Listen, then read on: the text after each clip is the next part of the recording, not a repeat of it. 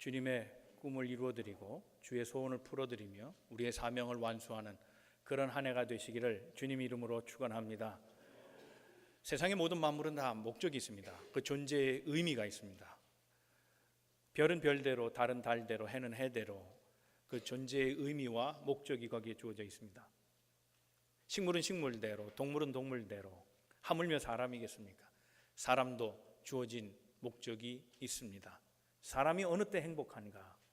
부를 누려서 행복한 것이 아니고, 건강해서 행복한 것이 아닙니다. 성공해서 행복한 것이 아니라 사명을 감당할 때 진정 인생은 행복해집니다. 사명 얘기를 하니까 좀 거창하게 보입니다만은 우리 비근한 예를 한번 들어볼까요? 아주 쉬운 예입니다. 제가 어떤 식당에 갔습니다. 그런데 그 식당이 종업원으로 보이는 사람이 인사를 하지 않습니다. 사람이 왔는데 어서 오세요 하는 것이 당연한 걸 텐데 그냥 훅 지나가면서 앉으세요 그렇게 말하고, 물도 그냥 툭 무슨 화가 난 것처럼 툭 놓고 가고, 음식을 먹는데도 뭐 부족한 것이 없느냐, 맛있느냐 뭐 물어보지도 않고, 나갈 땐 쳐다보지도 않고, 돈을 다 계산한 다음에 그저 뭐 그렇게 대한다고 하면 제 마음이 어떻겠습니까? 저 사람은 도대체 왜 저기 있을까? 서비스를 파는 직종인데 그러면 손님의 마음을 기쁘게 해줘야지. 그것이 본인의 일일 텐데 왜 저렇게 억지로 일을 할까? 왜 기쁨 없이 일할까?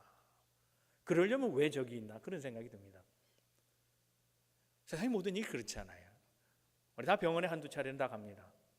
그런데 좋은 의사도 많지만 그렇지 않은 그런 분들도 때로 있더라고요. 물론 치료는 비슷합니다. 약도 처방도 다 비슷한데 이왕이면 환자의 마음을 잘 이해해주는 그런 의사라면 따뜻한 말 한마디라도 그 감정을 담아서 어디 편찮으신 데 없느냐고, 더 불편하신 데는 없는지, 이렇게 하면 잘 될 것 같습니다, 한번 해보시고 안 되시면 또 말씀하시고, 뭐 이런 말이라도 좀 해주면서 환자의 아픔을 좀 이해하려는 의사, 그런 의사를 보면 참 마음이 따뜻하고 고마워집니다. 그런데 마치 사무적으로 사람을 대하면서 그저 처방전을 1분에 싹 날리고 그저 30분 40분 기다렸다가 30초 만에 끝나버리는 의사를 보면 이 사람은 왜 의사가 됐는가? 돈 때문에 의사가 됐나? 사람을 뭘로 다루나? 그런 마음이 듭니다.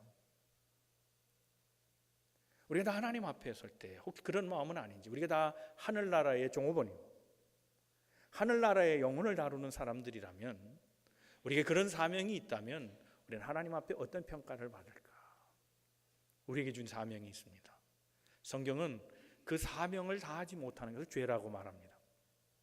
종업원이 종업원답지 못하는 것은 단지 나무랄 일이 아니라 성경은 죄까지 설명하고 있습니다.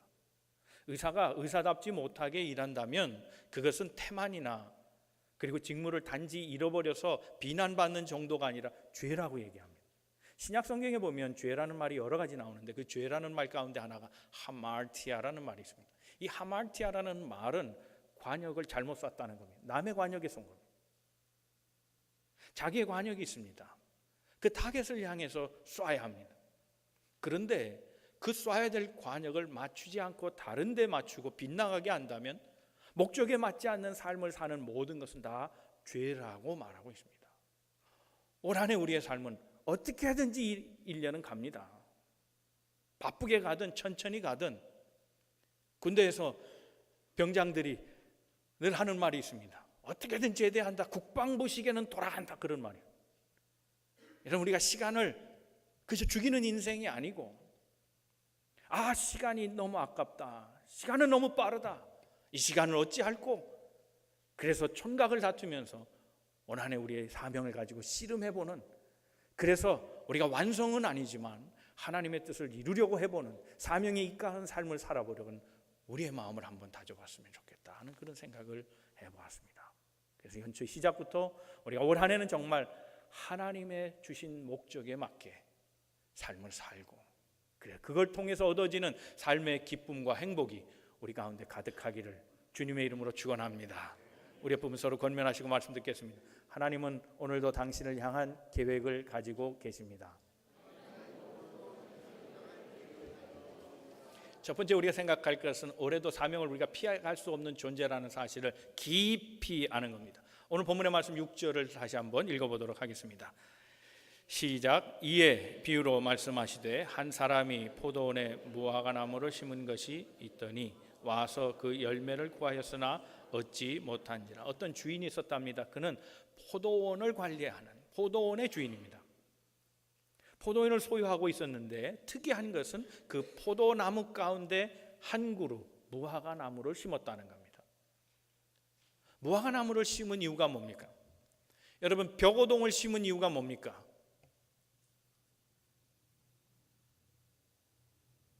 노래 가사를 말씀드려야 아시겠네. 봉황을 보자더니. 벽오동을 심은 이유는 봉황을 보자는 거 아니에요. 왕골 소나무를 심은 이유가 뭡니까? 대들보를 얻고자 함이 아니겠어요? 그렇죠. 벽오동을 심는 것은 딸을 시집 갈 때 장을 지어서 보내려는 거고, 소나무를 심는 이유는 아들이 장가 갈 때 그 들보를 대주려고, 집을 지어주려고 하는 것 아닙니까? 다 심은 데는 뜻이 있습니다. 무화과를 심은 데는 뜻이 있습니다. 포도나무 가운데 무화과를 둔 이유를 무화과는 이렇게 생각했던 모양입니다. 무화과를 의인화시켜서 생각한다면 잎을 내는 것으로 만족했습니다. 푸른 잎, 넓은 잎. 따지고 보면 무화과만큼 잎이 큰 것이 없습니다. 열매는 요만한데 이파리는 큼지막합니다. 그래서 옆으로 자라는 나무이기에 그 무화과는 그늘을 많이 냅니다. 아마 포도원에 나를 심은 이유는 그늘을 만들어서 포도 농사하다가 쉬려고 하는 거겠지 착각하고 살았다는 겁니다. 그런데 주인은 매년 와서 3년째 거듭 체크하는 것이 있습니다. 나무가 얼마나 컸을까? 잎을 얼마나 무성하게 냈을까? 그걸 보려고 온 것이 아니라 열매를 보러 왔다는 겁니다. 열매를 찾으려고 했는데 열매가 안 보이는 겁니다. 야, 3번이나 나를 실망시키다니 찍어 버려라. 다시 이 무화과나무를 의인화시켜서 과거가 아니라 오늘 현재로 얘기한다면, 교회에서 봉사를 한다 할지라도 사람에게 기쁨을 주고, 아, 그 사람 참 좋은 사람이에요, 부지런한 사람이에요, 싹싹한 사람이에요, 그 사람은 우리에게 참 웃음을 주어요 라고는 말하지만 정작 신앙생활하면서 우리가 하나님 앞에 드릴 열매, 우리를 통해 바라시는 그 하나님의 진정한 그 의미를 모르고 살아간다면 우리는 하나님 앞에 아, 잎이 많이 나서 너로 인해 사람들이 좋아하니 참 좋겠구나 칭찬 들을 것이 아니라 차라리 포도나무를 더 하나 심을 걸 뽑아버려야 되는 것 아닌가, 그렇게 생각하실 수 있다는 겁니다. 제가 어릴 때는 국민교육헌장을 아마 일주일에 한 번은 외웠을 것 같아요. 조회 때마다 한 것 같아요. 여러분 국민교육헌장 아시죠? 물론 저보다 훨씬 더 앞에 분은 그 유신체제 이후에 계셨던 분, 공부하셨던 분은 뭐 모르겠습니다만은 그렇죠. 다 아시잖아요. 그 처음에 시작이 어떻게 됩니까? 우리는 민족 중흥의 역사적 사명을 띠고 이 땅에 태어났다. 박정희의 통치 이념입니다. 교육을 통해서 민족을 부흥시킬 사명자를 만들어내자, 그의 철학이었습니다. 오늘 우리도 마찬가지입니다. 하나님의 통치 이념, 하나님이 이 땅에 우리를 심으시고 우리로 하여금 자라게 하신 데는 이유가 있다는 겁니다. 우리를 통해 하나님의 열매를 맺고자 하는 겁니다. 그 사명에 충성해야 한다는 겁니다. 성경은 우리의 목적을 이렇게 얘기합니다. 소유리 문답 보면 우리가 가진 성경을 축약해서 문답 형태로 만들어서 우리에게 교육합니다. 그걸 카테키즘이라고 말합니다. 그 제일 첫 번째 문장이 이렇게 시작됩니다. 사람의 제일 되는 목적이 무엇입니까? 그 답은 하나님을 영화롭게 하고 그를 즐거워하는 것이다 라고 답을 줍니다. 이 카테키즘은 성서에서 왔습니다. 하나님이 우리에게 바라시는 최고의 목적이 무엇이냐? 고린도전서 10장 31절의 말씀입니다. 한번 다 같이 말씀 읽겠습니다. 시작. 그런즉 너희가 먹든지 마시든지 무엇을 하든지 다 하나님의 영광을 하라. 사랑하는 성도 여러분, 올 한 해는 무엇을 하든지 먹든지 마시든지 하나님의 영광을 위해 살아가는 우리 성도들 되시기를 주님 이름으로 축원합니다. 사람이 무엇으로 행복합니까? 사명을 완수할 때 행복합니다. 본질의 사명을 감당할 때 인생은 보람 있는 인생이 되는 겁니다. 칠레에 아주 특이한 개구리가 있답니다. 이름은 리오 마르테르라는 개구리입니다. 이 개구리는 습생이 좀 다른데 이 암놈이 새끼를 낳을 때 마치 젤 형태로 난답니다.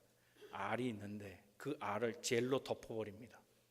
분비물을 내서 그 알을 확 이렇게 둘러싸서 그래서 생산해내면 다른 적들이 오기 전에 순놈이 재빠르게 그걸 입으로 다 먹어 치운답니다. 그런데 배고파서 먹는 게 아니라 보호하려고 입안에 넣는다는 겁니다. 개구리의 입속 그 아래에는 울음주머니가 있습니다. 그 울음주머니가 빈 공간인데 그 빈 공간에서 소리를 이렇게 내는데 그 빈 공간에다가 그 새끼 알을 품어 놓는다는 겁니다. 그런데 수컷은 이때부터 그 알을 부화시켜서 올챙이로 만들 때까지 한 번도 입을 열지 않는다는 겁니다. 그게 빠져나올까 봐. 우는 걸 포기하고 먹는 걸 포기하는 특이한 습성을 가지고 있다. 새끼를 낳기 위해서. 그렇게 했기에 이 작은 개구리, 아주 작은 개구리, 미미한 존재의 가치밖에 없는 이 개구리가 종족을 번성시키고 멸종당하지 않고 지금까지 살아왔노라고 동물학자들이 지적합니다. 그 어미, 그 아비의 투철한 본능의식, 그 사명을 다하지 않았다면 새끼를 얻을 수 없었을 겁니다. 여러분, 하나님 나라의 사람들, 작은 미물도 종족을 번성하기 위하여 그렇게 간수하는데 하나님의 사람들이 하나님의 일을 하지 않으면 하나님의 나라는 곧 멸절당하고 말 겁니다. 열매를 내지 않는다면 다음 세대는 없습니다.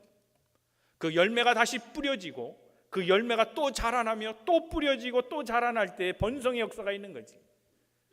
사명을 잊어버리고 살아간다면 우리는 한 세대로 마감하고 말 겁니다. 최근 선교 보고서에 향후 한 세대가 지나면 전 세계의 3분의 2가 이슬람이 될 거로 예측하고 있습니다.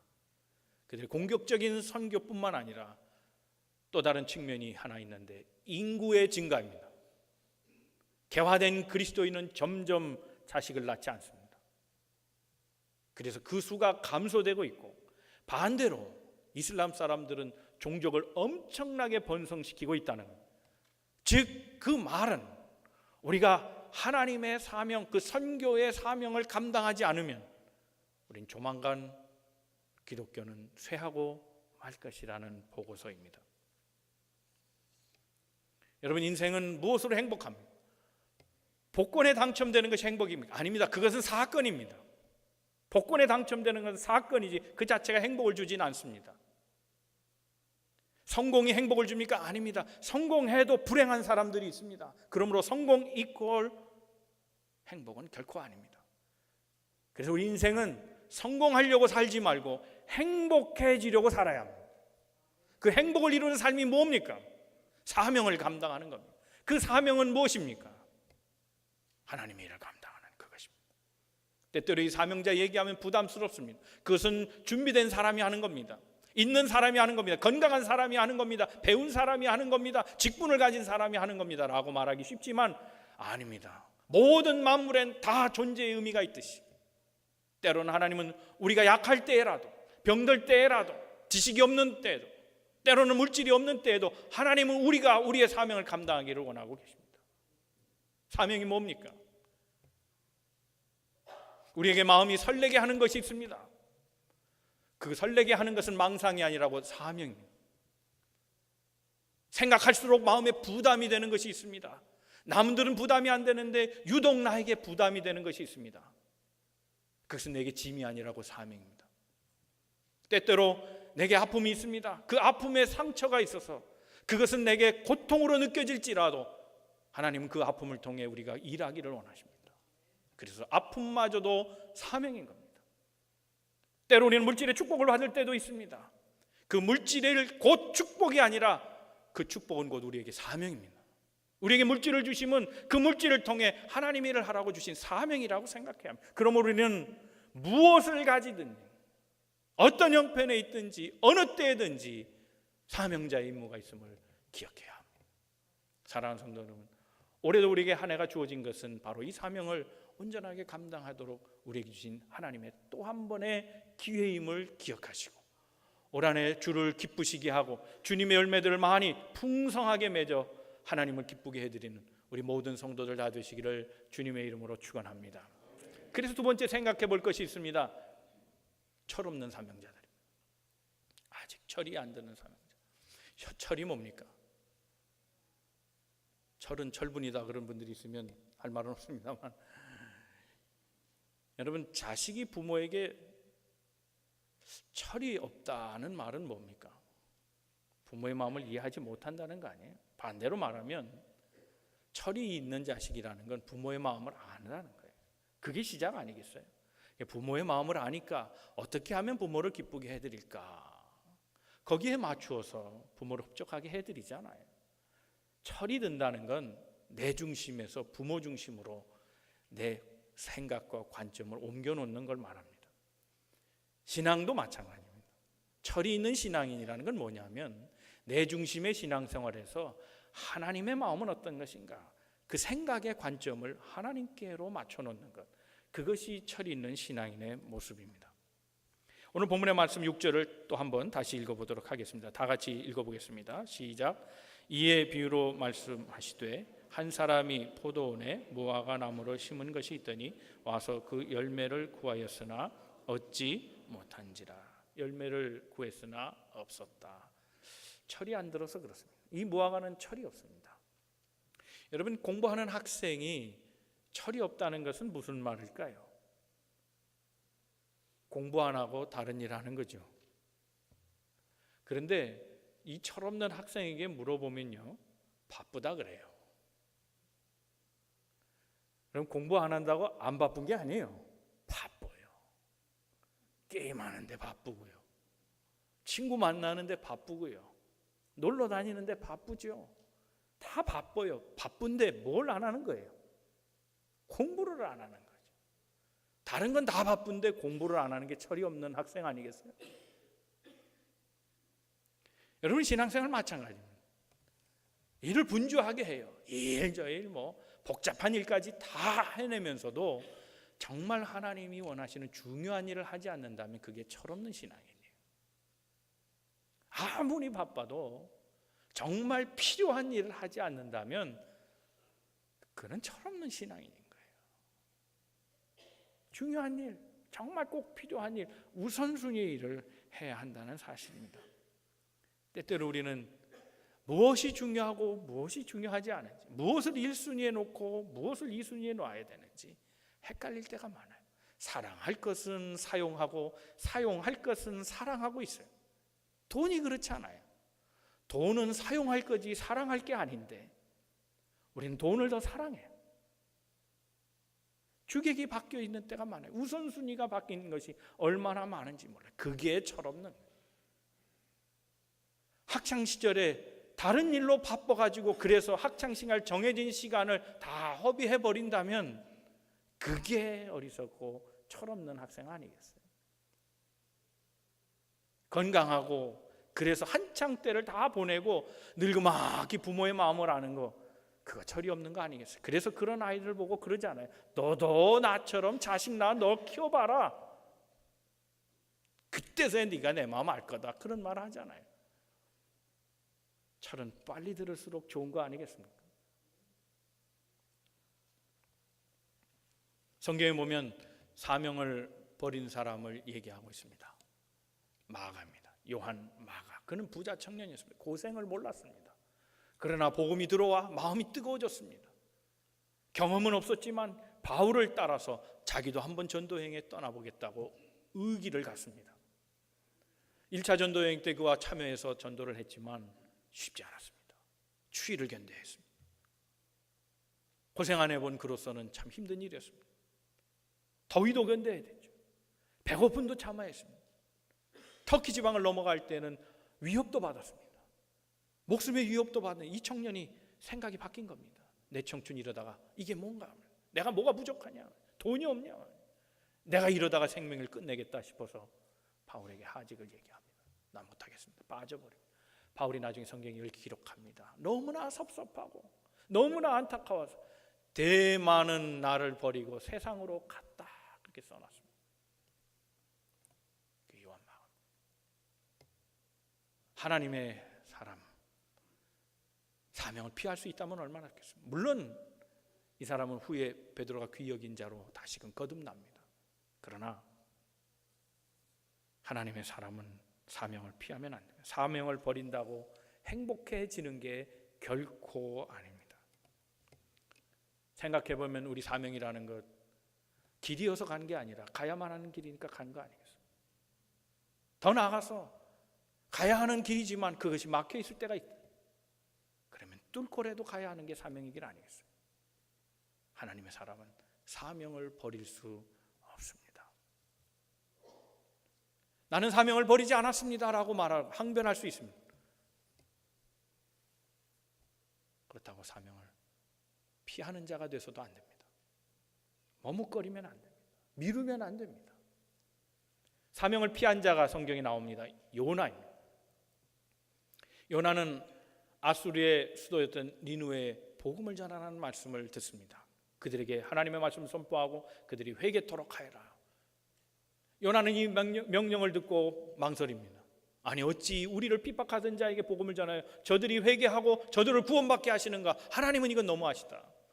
나는 내 동족에게 부름을 받았지 이방인을 위해 부름받지 않았다라고 그래서 거절하고 몸을 피해 타시스로 가려고 했습니다. 그러다 풍랑을 만나고 물고기밥이 되고 맙니다. 사명을 피한다고 피해지는 게 아닙니다. 저는 하나님에 대해서 별명을 붙여놓은 것이 있습니다. 추적자입니다. 하나는 인생을 추적하십니다. 죄를 짓고 도망간 인생까지도 사명을 버리고 피해간 인생까지도 하나님 추적해서 찾아내시는 분이 하나님이십니다. 인간 누구는 다 하나님 앞에 숨을 곳이 없습니다. 에덴 동산에서 불순종하여 숨어있던 아담을 주님이 아시고 아담아 아담아 내가 어디 있느냐 찾아와서 말씀하시는 분이 하나님이십니다. 사명이 끝났다고 포기하고 누워서 잠자며 식음을 전폐했던 엘리야에게 주님은 찾아오셔서 발로 걷어차시고 내게 아직 남은 사명이 있다고 다시 붙드시는 분이 하나님이십니다. 사랑하는 성도 여러분, 올 한 해는 이렇게 나를 붙드시는 하나님의 은혜의 힘을 기억하시고 주의 사명을 거부하지 마시고 철든 인생들 되게 하셔서 하나님의 귀한 사명, 나를 통하여 영혼을 구원하시기를 원하시는 하나님의 귀한 뜻을 이루어드리는 믿음의 백성들 다 되시기를 주님의 이름으로 축원합니다. 세 번째 생각할 것은 사명에 충실한 사람만이 행복한 사람이라는 겁니다. 8절에서 9절 말씀을 한번 같이 읽어보겠습니다. 다 같이 읽겠습니다. 시작. 대답하여 이르되 주인이여 금년에도 그대로 두소서. 내가 두루 파고 거름을 줄이니 이후에 만일 열매가 열면 좋거니와 그렇지 않으면 찍어버리소서 하였다. 자, 철에 대한 얘기를 했습니다. 열매를 내지 못한 이 무화과는 철이 들어야 했습니다. 생각해보면 지금 과은지기가 나타나서 주인에게 지금 호소하며 말리고 있습니다. 과은지기가 쏘리하고 있는 겁니다. 제가 다시 한번 해보겠습니다. 땅을 깊게 파가지고 거기다 거름덩어리를 묻어놓고 한번 생명의 기운을 한번 다시 넣어서 그가 잘 자라도록, 그래서 열매를 맺도록 내가 올해 한번 다시 한번 해보겠습니다. 금년까지만 좀 시한을 주십시오 얘기합니다. 그런데 저는 이 과은지기의 마음이 예수님의 마음이라고 생각하고 리더십의 마음이라고 생각합니다. 사실 생각해보면 과은지기는 잘못한 게 없습니다. 그는 3년 동안 매년 포도나무를 가꾸듯이 무화과에게도 똑같이 거름 주고 물을 주었을 거라는 겁니다. 안 한 게 아닙니다.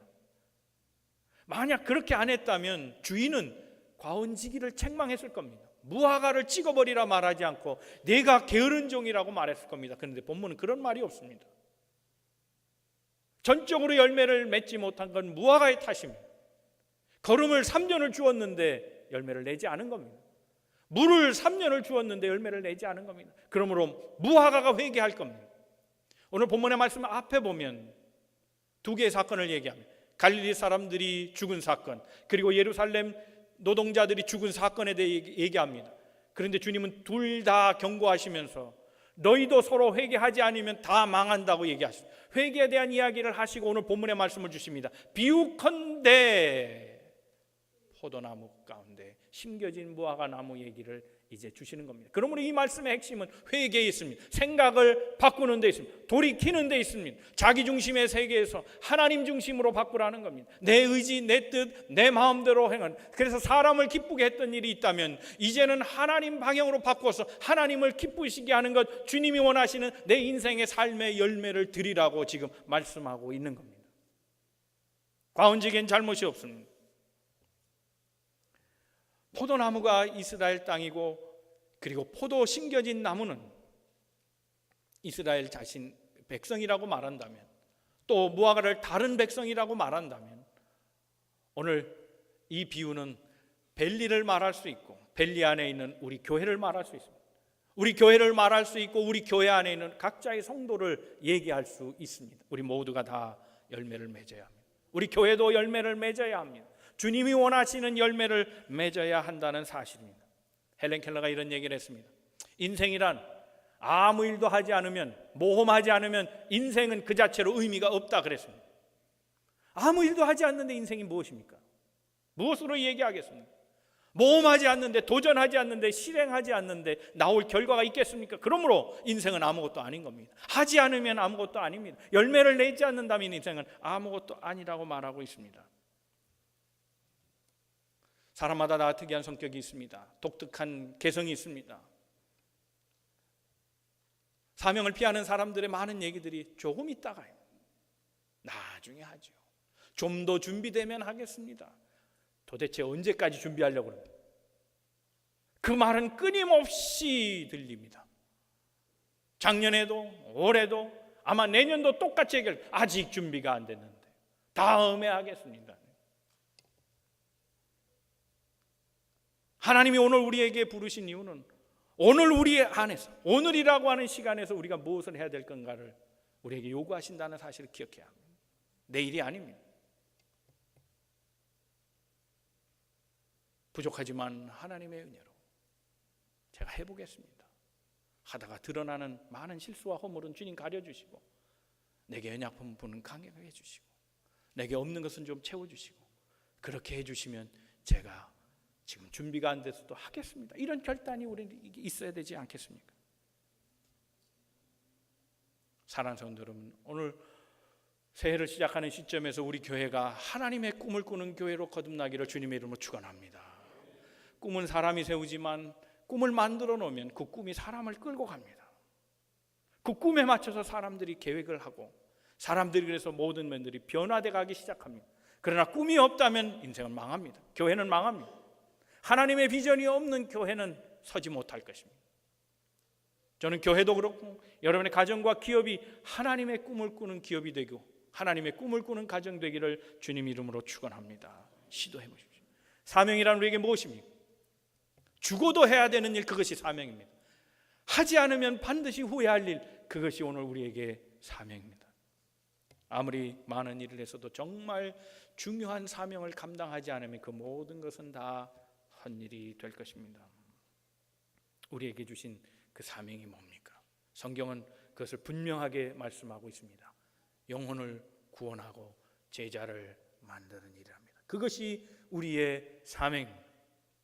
저는 오늘 10년의 우리 교회를 향한 하나님의 뜻을 생각해 보면서 마음에 이런 다짐을 해봤습니다. 올해는 우리 교회가 우리 성도들의 수의 10분의 1은 불신자를 구원해야겠다, 세례 주는 일을 해야겠다, 그런 다짐을 했습니다. 그 수가 30명입니다. 적어도 10분의 1은 해야 되지 않겠습니까? 지난 한 해 하나님께서 우리 교회 부흥을 허락하신 줄로 믿습니다. 그러나 그 부흥을 생각해 보면 조금 부끄럽습니다. 정말 참 부흥은 불신자들이 구원받을 때입니다. 우리 교회 성도들이 마음 다짐하셔서 올해는 한 사람이 한 사람 이상 전도할 수 있는 그런 한 해가 되기를 주님의 이름으로 축원합니다. 이래 가지고 전도가 될까 싶습니다. 영혼을 구원하고 제자 만드는 우리의 사명인 줄로 믿습니다. 한 사람이 한 사람 이상 전도하는 그런 한 해 되기를 축원합니다. 네, 이 정도면 되겠습니다. 그렇게 좀 되기를 바랍니다. 마태복음 28장 19절에서 20절 말씀, 우리에게 주신 사명이 바로 이것임을 기억하고 영혼 구원하고 제자 되는 그런 한 해 되기를 바랍니다. 다 같이 한번 읽겠습니다. 시작. 가서 모든 민족을 제자로 삼아 아버지와 아들과 성령의 이름으로 세례를 베풀고 내가 너희에게 분부한 모든 것을 가르쳐 지키게 하라. 볼지어다 내가 세상 끝날까지 너희와 항상 함께 있으리라 하시니라. 전도해야 합니다. 제자를 만드는 교회가 돼야 합니다. 이 일이 쉽지는 않습니다. 저는 나가서 전도하기가 어려워요. 성격상 안 되고요. 전도지 주는 게 힘들어요. 네, 그게 되는 분은 하세요. 그러나 되지 않는다고 전도는 포기하지 마세요. 전도 자체를 포기하면 안 돼요. 기도해 주실 수 있잖아요. 기도의 군사들도 필요합니다. 나가서 복음을 전할 사람도 필요하지만 물질도 필요합니다. 그것을 후원해 줄 사람도 필요합니다. 중요한 것은 우리가 모두가 다 전도의 의지를 가지고 행하는 일입니다. 아프리카 앙골라의 마리아라고 하는 여인이 선교에 관심이 많았습니다. 그래서 미국의 선교를 배우려고 왔습니다. 그래서 각양의 유명한 선교단체를 돌아다니면서 그것을 스터디하는데 어느 선교단체에 가서 그것을 배우는 과정에서 그 선교팀이 하나의 프로젝트를 놓고 이런저런 계획을 짰습니다. 선교의 모토는 뭐고 언제부터 선교에 대해서 홍보를 할 것이며 팀은 어떻게 짜고 전략은 어떻게 하고 물질 후원은 어떻게 받고 등등 전략회의를 계속 하는 중에 미국의 한 선교단체 회원이 이 마리아 아프리카 여인에게 질문했습니다. 당신 나라는 어떻게 전도하십니까? 그 말 속에는 우리가 더 어드밴스지요. 당신 같은 나라에 선교의 전략이 있겠습니까? 이런 얕잡아 보는 그런 마음으로 질문을 던진 겁니다. 그런데 이 앙골라 처녀가 놀라운 대답을 합니다. 우리나라에는 이런 선교 방법이 없습니다.